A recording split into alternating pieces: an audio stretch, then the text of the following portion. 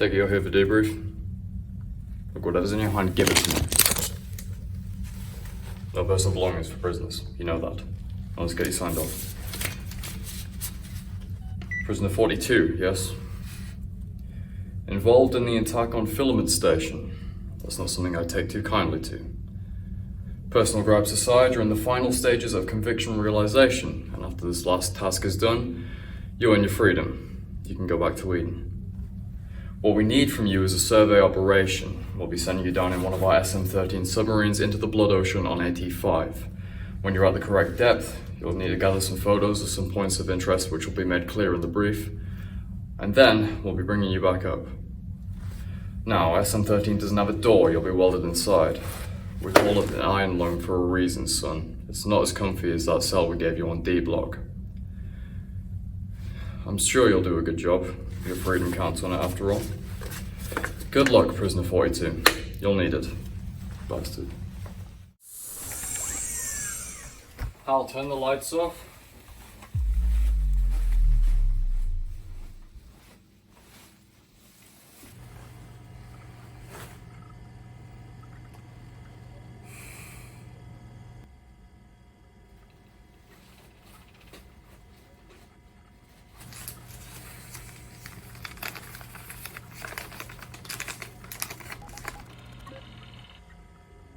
This is not an expedition.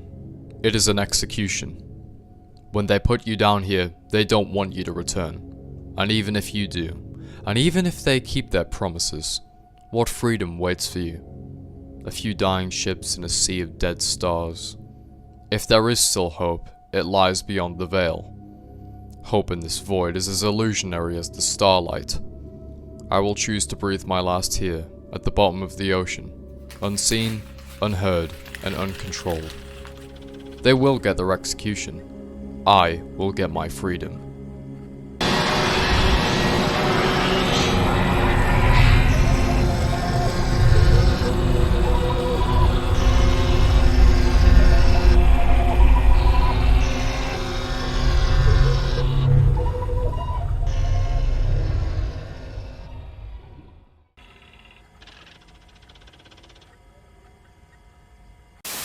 By the year 1992, humanity had already established its first colony on Mars, marking a future of galactic conquest and prosperity.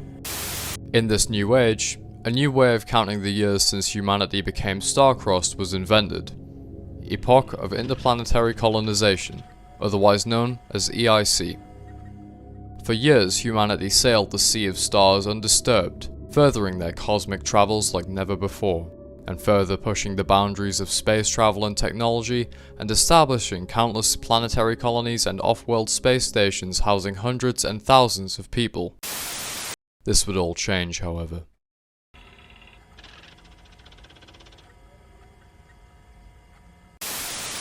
In the year 357 EIC, the darkness that the stars dotted would swallow all of life itself, with only few being spared.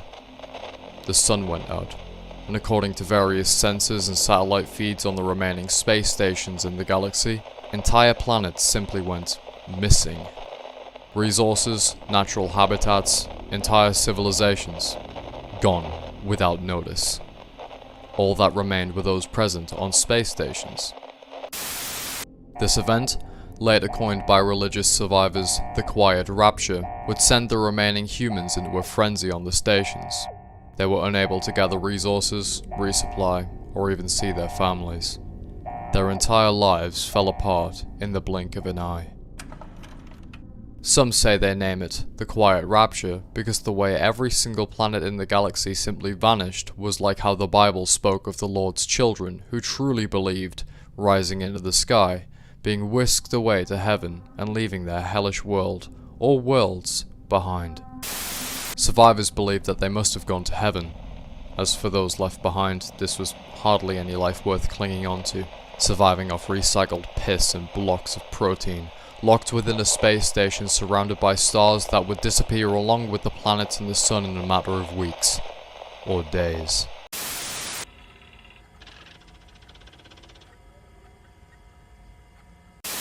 In what was either a great stroke of luck or another nail in the coffin for what remained of humanity, Various spacecrafts and stations discovered that the Quiet Rapture had spared some moons. The catch with these moons was that they were completely uninhabitable, meaning no resources of use or value could be recovered. Or so the survivors thought, until they made a disturbing discovery on the moon's surface. Oceans were discovered on the surface of the moons. Red oceans. Blood oceans. After some swift exploration attempts before diving deeper into the oceans, it was revealed that this blood was of human origin. The survivors found themselves baffled by the whole thing, even more so by how the blood was maintaining its liquid form. These blood oceans became a point of interest and tension for various organizations, seen as a possible well for minerals, resources, and life that was once thought lost, swallowed in the darkness of the Quiet Rapture. As for the organizations displaying interest in the blood oceans, with galactic and planetary governments gone, the surviving space stations were left to form their own governing bodies and management. One of the largest factions was known as Eden.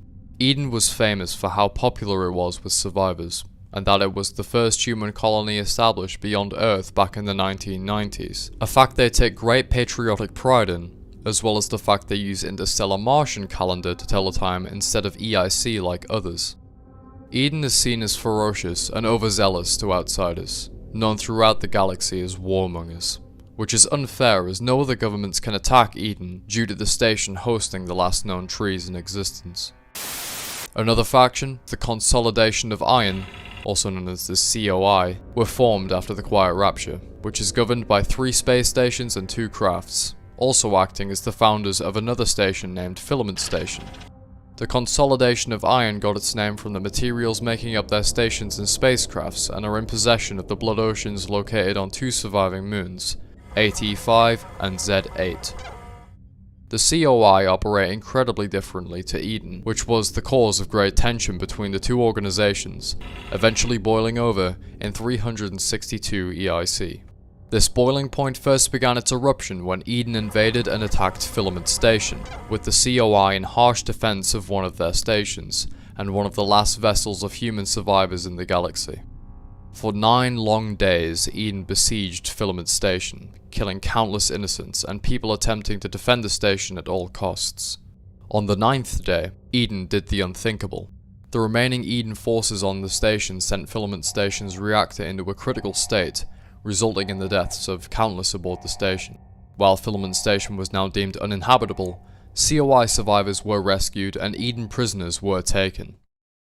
The COI, even before the attack on Filament Station, resorted to capturing prisoners of war and locking them aboard their stations and spacecrafts before putting prisoners through a process named conviction realization.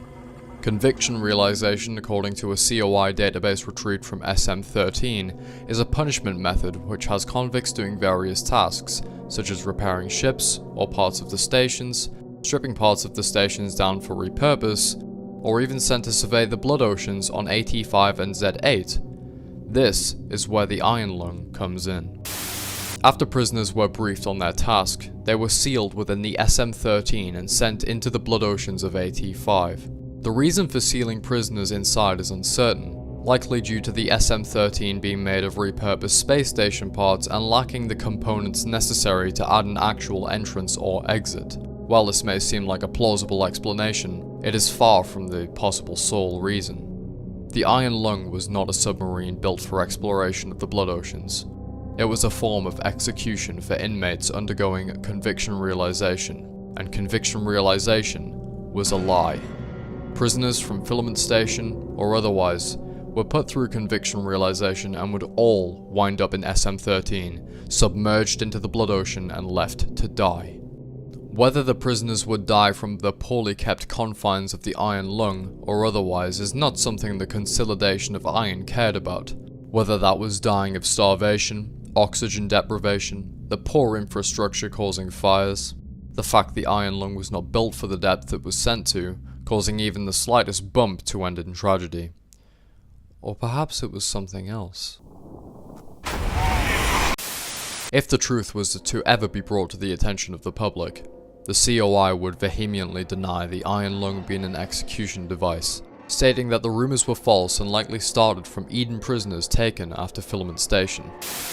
All rumors of the SM-13 and similar crafts being used for so-called mob justice by way of forced suffocation or otherwise have been proven false. While prisoners were sent to die in SM-13, another submarine also existed which was crafted with far more care and user safety in mind. The SM-8 was used by scientists to study the blood oceans on AT5 and was built for the same depth the Iron Lung was sent to. Despite the SM-13 not built for the depth it was sent to, the SM-8 shared much a similar fate to the Iron Lungs while submerged in the blood. According to an uncensored data log found in the Iron Lung, an SM-8 submarine lies at the bottom of the ocean. Torn apart, pilot dead. Hopefully they don't redact this before updating the database. What most people don't understand is that not all subs are built equal.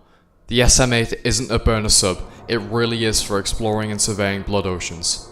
If they send you down in the Iron Lung, they don't give a fuck if you come back, or if the sub comes back, because it's a pile of garbage and you're a piece of shit.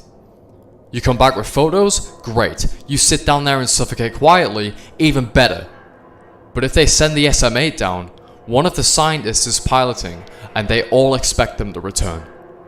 And now, the SM-8 is in the blood ocean in pieces. No, not hit a rock pieces or sprung a leak pieces. It looks like something tore it up. And the weirdest thing is, nobody else seems surprised. We might have found the first planetary life since the Rapture, and they're acting like it's no big deal. I know you're next in line for realization in the Iron Lung, and usually that means you won't be seeing the stars again. But they don't have the SM-8 anymore.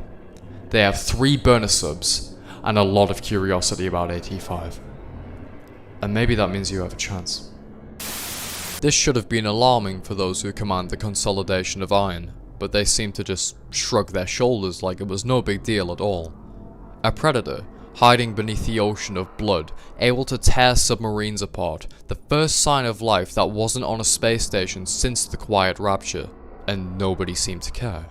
Perhaps the COI heads were expecting something down there, below the blood, something to feed with prisoners from the Iron Lung. While a lot of heads seemed to act like it was nothing serious from the comfort of their rotting space stations, this event only piqued interest into the blood oceans even more, and without the SM-8, the Iron Lungs were the COI's last and best hope of finding whatever hid beneath the blood ocean. Logs from the Iron Lung have been brought forward to help truly understand what lies submerged beneath the blood ocean, and if it can be used by remaining survivors of the Quiet Rapture. One piece of evidence that was found was a note, written by a previous convict and pilot while in the Iron Lung. This is not an expedition, it is an execution. When they put you down here, they don't want you to return. And even if you do, and even if they keep their promises, what freedom waits for you? A few dying ships in a sea of dead stars. If there is still hope, it lies beyond the veil. Hope in this void is as illusionary as the starlight. I will choose to breathe my last here, at the bottom of the ocean, unseen, unheard, and uncontrolled. They will get their execution. I will get my freedom. This note points towards there being a lining of truth in the COI's rumored true intentions for sending the convicts down in the Iron Lung, an execution method, with some helpful extras that would assist the COI's understanding of the blood oceans. Photos recovered from the database reveal various skeletons of whale-like creatures which to this day remain unidentified, as well as bizarre bones, rocks, and artifacts. It is also unknown if any of the materials seen in the photographs are useful to the COI or not. There also appears to be remains of buildings and some sort of civilization beneath the blood, which points to the theory that AT5 could have been a colonized moon pre-Quiet Rapture. The buildings do look quite out of place structurally, however, and seem to be some form of bizarre anomaly which is yet to be explained. AT5 was not on any lists, logs, or databases before the Quiet Rapture as far as we know, which is why it's even stranger to find such a discovery. But wait, there's more. This was taken about halfway into the convict's journey. This photo alone confirms that there is in fact life down there. We just don't know what it is or how it's even alive. Judging from the skeletons, we can assume that this thing possibly killed and ate them. and is hostile judging from the fate of the convict who went down in the sub. This photo was also taken, and appears to be a close-up of another creature's eye. This evidence without a shadow of a doubt proves that life is below the blood on AT5, but what remains of this expedition leaves more questions than answers. Are the points of interest of any use to the COI? Is SM8 recoverable? And what the hell is down there? Unfortunately for the humans in both Eden and the consolidation of Iron, humanity will likely perish before discovering the truth. With infrastructure crumbling, resources dwindling, and with no way to find natural resources, we will all be gone soon, each hoping to meet our loved ones who were taken from us in the quiet rapture on the other side. The public was likely told that there was years left, and that hope remained with the discovered moons, and resources would be found once again. But the COI is known to lie to its public. Look no further than the Iron Lung. If they said years, it's likely not even half of that. Humanity could be gone in weeks, and no questions will be answered. Just the same old operation from the COI. Send convicts in the Iron Lung to die, receive no answers, and await resources running out. No hope remains for those the quiet rapture left behind.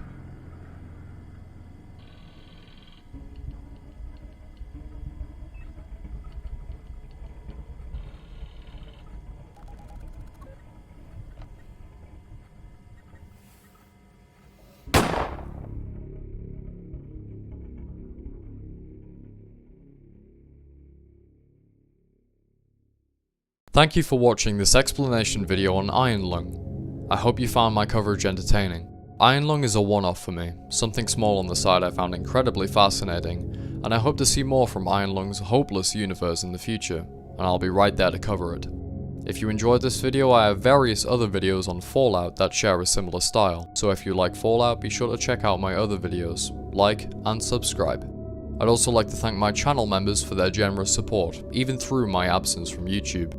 Cypriot Fox, Bonk, Lovable Douchebag, Splicer87, The Macabre Tavern, and Stewdog. The fact you guys still support me, even though my content is slow and I'm busy with university, means the galaxy to me, and I thank you all so much. If you enjoy my work and want to support me even further while receiving goodies such as early access to videos, development processes, and a shout out at the end of each of my videos, consider clicking my join button and becoming a Wanderer supporter today for just £1 a month. This has been Wanderer, and I'll see you soon.